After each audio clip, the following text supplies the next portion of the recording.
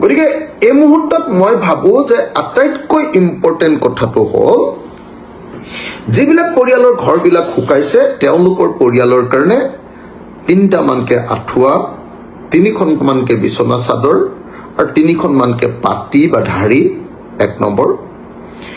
2 number, সেই মানুহবিলাকৰ কাৰণে ফেনাইল আৰু ব্লিচিং পাউডাৰ এটা পেকেজ, ফেনাইল আৰু ব্লিচিং পাউডাৰ এটা পেকেজ, আৰু চাফা কৰিবৰ কাৰণে বাহনী, মূলতঃ বাহনী লাগিব চাগে কেঁচা ঘৰবিলাকত। আৰু মানে এতিয়াতো আৰু ঘৰবিলাক পকা ঘৰবিলাকো বাহনী নহ'লে নহ'ব, আৰু যিমান যি লাগে আৰু তেনেকুৱা এটা কিটৰ প্ৰয়োজন আছে ঘৰবিলাক চাফা কৰিবলৈ। গতিকে মই 1 নম্বৰ কথাটো আপোনাক ক'লোঁ যে এছেছমেণ্ট এটা হ'ব লাগে। 2 নম্বৰ কথাটো ক'লোঁ আঁঠুৱা, মস্কুইটো কইল, মমবাতি আৰু কি বুলি কয় এইটো বিচনা চাদৰ, ঢাৰি আৰু পাতি লাগিব। এইটো 2। 3, ব্লিচিং পাউডাৰ, ফেনাইল জাতীয় সামগ্ৰী, লগত চাফা কৰা কিবা সামগ্ৰী। 4, খোৱাপানীৰ বাবে ব্যৱস্থা। বিশেষকৈ চবৰ দমকলবিলাক বৰবাদ হৈ গ'ল, চবৰ মটৰবিলাক বৰবাদ হৈ গ'ল, চবৰ ঘৰৰ কুঁৱা বা পুখুৰী, আমাৰ উজনি অসমত ঢেৰ পুখুৰী থাকে, আপুনি জানে চাগে, আমাৰ ঘৰৰ সন্মুখে এটা পুখুৰী থাকে। টিউবৱেল, নলীনাদ, ফিল্টাৰৰ ব্যৱস্থা কৰা বা বিশুদ্ধ খোৱাপানীৰ কাৰণে অন্য কি ব্যৱস্থা আছে চৰকাৰৰ, সেই ব্যৱস্থাটো গ্ৰহণ কৰা। এই কামকেইটা প্ৰথমতে এতিয়া কৰিব লাগিব।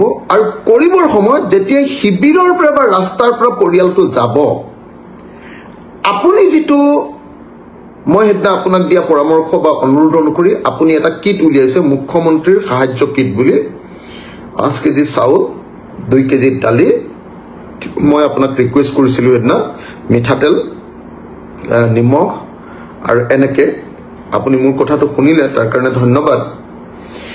সেইটো আপুনি পঠিয়াইছে, আমাৰ শিৱসাগৰলৈ পঠিয়াইছে বুলি মোক আজি DCয়ে ক'লে।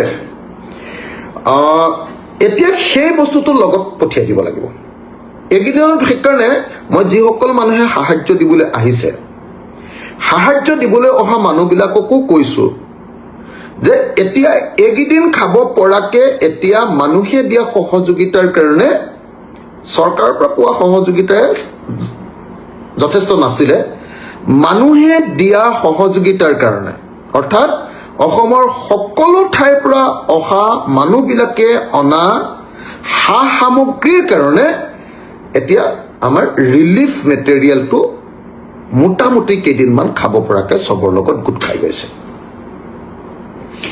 গতিকে এতিয়া ঘৰলৈ যাবৰ সময়ত মুখ্যমন্ত্ৰীৰ কিটটো দি পঠিয়াব পাৰিলে হৈ গ'ল।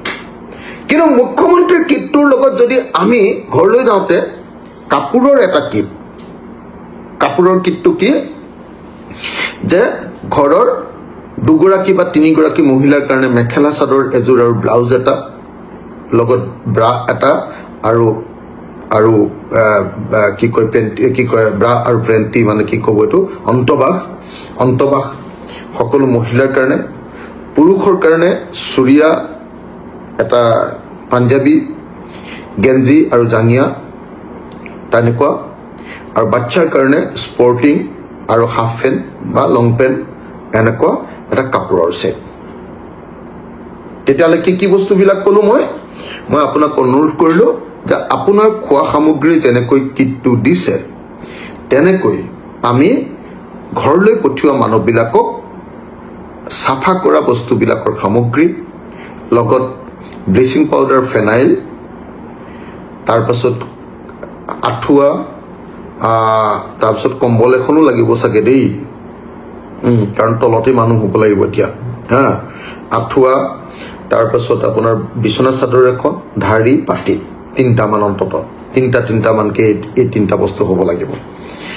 তাৰপাছত খোৱাপানীৰ ব্যৱস্থা, তাৰপাছত আপোনাৰ প্ৰত্যেক ঘৰৰ কাৰণে কাপোৰৰ ব্যৱস্থা, এইকেইটা বস্তু আপুনি দিব লাগিব, দিব পাৰিব লাগে। তাৰমানে এখন চৰকাৰৰ এইটো দায়িত্ব। এইখিনি বস্তু দিবৰ কাৰণেও চাগে ৰাজ্য চৰকাৰৰ হাতত ধন নাই। সেইকাৰণে মই বাৰম্বাৰ কৈ আছো যে ইয়াক নেশ্যনেল কেলামিটি ডিক্লেয়াৰ কৰাব লাগে। কিন্তু এইবিলাক বস্তু হ'ল তেনে সাধাৰণ বস্তু। তাতকৈ গুৰুত্বপূৰ্ণ কথাটো হ'ল যে অসমৰ প্ৰতিঘৰ মানুহৰ ঘৰত লোৱা মটৰচাইকেল আৰু গাড়ীবিলাকৰ EMI আছে। এতিয়া কাৰো 1 টকাও ইনকাম নাই, নিঃস্ব খতম পৰিয়াল। সেই সৰ্বস্বান্ত নিঃস্ব পৰিয়ালবিলাকৰ মটৰচাইকেল আৰু গাড়ীৰ EMIটো অন্তত পক্ষে অহা 6 মাহ বা এবছৰলৈ ৰেহাই দিয়াৰ ব্যৱস্থা কৰিব লাগে, ইনক্লুডিং মানে ইণ্টাৰেষ্ট ফ্ৰী। তাত মানে আকৌ যদি 6 মাহ যদি ৰখাই দিয়ে EMI নিদিয়াকৈ, তেতিয়াহ'লে বহুত ইণ্টাৰেষ্ট হৈ যাব। কিন্তু চৰকাৰে এটা ব্যৱস্থা গ্ৰহণ কৰিব লাগে যাতে মটৰচাইকেল আৰু গাড়ীবিলাকৰ EMI বিলাক আমি 6 মাহ বা এবছৰ নমৰাকে আমাৰ পৰিয়ালবিলাকে থাকিব পাৰে। তাৰপাছত প্ৰত্যেকটো পৰিয়ালৰ ধাৰ আছে, লোন। সকলোৰে ঘৰত কাৰোবাৰ হাউচিং লোন, কাৰোবাৰ মাইক্ৰ' ফাইনেন্সৰ লোন, কাৰোবাৰ গাড়ীৰ কাৰণে লোৱা লোন বা কাৰোবাৰ অন্য লোন। সেই লোনবিলাকৰো যিমানবিলাক লোন আছে, যিমানবিলাক প্ৰাইভেট লোন, পাৰ্চনেল লোন বুলি কয়, যি লোন আছে, সেই আটাইবিলাক লোনৰ কাৰণে উইদাউট ইণ্টাৰেষ্ট অহা এবছৰলৈ ৰেহাই দিয়াৰ ব্যৱস্থা। Without interest. এই এবছৰৰ যিটো ইণ্টাৰেষ্ট, এই ইণ্টাৰেষ্টটো কি কৰা বুলি কয় জানো? এইটো ৰখাই দিয়া, যিটো ৰখাই দি আকৌ এবছৰৰ পাছত আজিৰ দিনটোৰ পৰা ষ্টাৰ্ট কৰা। এই ব্যৱস্থাটো আপুনি কৰি দিব লাগে। তৃতীয়, আপুনি কৰি দিব লাগে আমাৰ KCC লোনবিলাক মাফ। মাইক্ৰ' ফাইনেন্স আৰু KCC লোনবিলাক, আমাৰ খেতিয়কবিলাকৰ লোনটো কমপ্লিটলি মাফ কৰাৰ ব্যৱস্থা কৰি দিব লাগে, কমপ্লিটলি। তাৰ পাছৰ বস্তুটো হ'ল যে ইঞ্চুৰেঞ্চ। যিবিলাক দোকান, মোৰ শিৱসাগৰ টাউনৰ কিছুমান দোকানৰ কোটি টকা লোকচান হৈছে, কোটি টকা। কিছুমানৰ লাখ লাখ টকা লোকচান হৈছে। কিছুমানৰ ইঞ্চুৰেঞ্চ আছে, কিছুমানৰ নাই। যিবিলাকৰ ইঞ্চুৰেঞ্চ আছে, আমাৰ এই 3খন জিলাৰ সকলো প্ৰতিষ্ঠান যাৰ ইঞ্চুৰেঞ্চ আছে, সেইবিলাকক যাতে কেন্দ্ৰীয় চৰকাৰে এখন নটিফিকেশ্যন দি সকলো ইঞ্চুৰেঞ্চ কোম্পানীক কৈ দিয়ে যাতে সকলোৰে ইঞ্চুৰেঞ্চবিলাক লিবাৰেলি, অপেন, লিবাৰেলি, উদাৰভাৱে যাতে সকলোকে কাগজ পত্ৰ ইমান চাই নাথাকি ইঞ্চুৰেঞ্চবিলাক সম্পূৰ্ণৰূপে ফ্ৰী কৰি দিয়াৰ ব্যৱস্থা কৰে। ইঞ্চুৰেঞ্চবিলাকৰ সম্পূৰ্ণ পইচাটো দিয়াৰ ব্যৱস্থা যাতে কৰি দিয়ে, যাৰ যাৰ ইঞ্চুৰেঞ্চ আছে। আৰু যাৰ ইঞ্চুৰেঞ্চ নাই তেওঁলোকক ক্ষতিপূৰণ, যাৰ ইঞ্চুৰেঞ্চ নাই তেওঁলোকক ক্ষতিপূৰণ। এতিয়া ক্ষতিপূৰণটো কি কি হ'ব? আমাৰ কুকুৰা মৰিছে, আমাৰ হাঁহ মৰিছে, আমাৰ ছাগলী মৰিছে, আমাৰ গৰু মৰিছে, আমাৰ মহ মৰিছে, আমাৰ মানুহ মৰিছে, আমাৰ গাড়ীখন নষ্ট হৈ গৈছে, আমাৰ ভিতৰৰ সকলো আচবাব পত্ৰ নষ্ট হৈ গৈছে।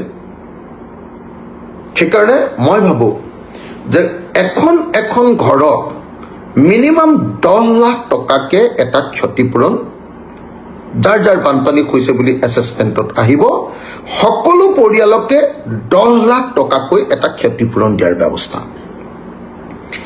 10 লাখ টকা যদি এটা পৰিয়ালক দিয়ে, মোৰ তাতে ধৰক 40,000 মান মানুহৰ ক্ষতিপূৰণ। 40,000 মানে 40,000 মানুহক যদি 10 লাখকে দিয়ে কিমান হ'ব? 400 কোটি নে 40 কোটি হ'ব?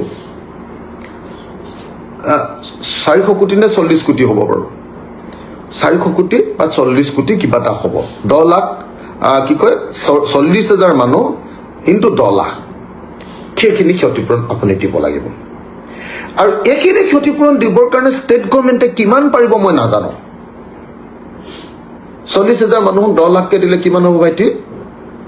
মাৰি দিছোঁ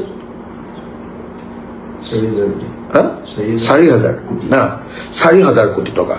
আমাৰ শিৱসাগৰ ডিষ্ট্ৰিক্টত 4,000, চৰাইদেউ ডিষ্ট্ৰিক্টত 4,000, যোৰহাট ডিষ্ট্ৰিক্টত অলপ কম হ'ব পাৰে নেকি, ৩,০০০ কোটি মান হ'ব পাৰে। মানে ৪ 8 8 3 8 3 11 12,০০০ কোটি বুলি ধৰক আপুনি, 12,০০০ কোটি টকাৰ এটা আপুনি ক্ষতিপূৰণ। তদুপৰি মহৰ ক্ষতিপূৰণ, গৰুৰ ক্ষতিপূৰণ, ছাগলীৰ ক্ষতিপূৰণ, বহুত ল'ৰাৰ ফাৰ্ম আছিলে, ফাৰ্মবিলাকৰ ক্ষতিপূৰণ, গাহৰিৰ ফাৰ্ম, ব্ৰইলাৰ মুৰ্গীৰ ফাৰ্ম, লোকেল মুৰ্গীৰ ফাৰ্ম, কিমান যে কত আছিলে, শাক পাচলিৰ ফাৰ্ম, কিমান যে কতই কি কৰি আছিলে। গতিকে এইটো কাম কৰিব লাগিব। যদি ৪,০০০ ৪,০০০ ৪,০০০ ১২,০০০ কোটি টকা ৩খন ডিষ্ট্ৰিক্টৰ কাৰণে হয়। শদিয়াৰ পৰা ধুবুৰীলৈ, বৰাকৰ পৰা ব্ৰহ্মপুত্ৰলৈ সকলোৰে মাজত চিনাকি এটা নাম প্ৰাতঃ টাইম। থলুৱা ভাষা, কৃষ্টি আৰু সত্য বাতৰিৰ আধাৰত প্ৰতিষ্ঠিত খবৰ প্ৰাতঃ টাইমৰ প্ৰতিটো বা বাতৰি পুংখানুপুংখভাৱে চাবলৈ Facebook, YouTube, website, Twitter, Instagram আৰু ব্লগাৰ পেজত লাইক আৰু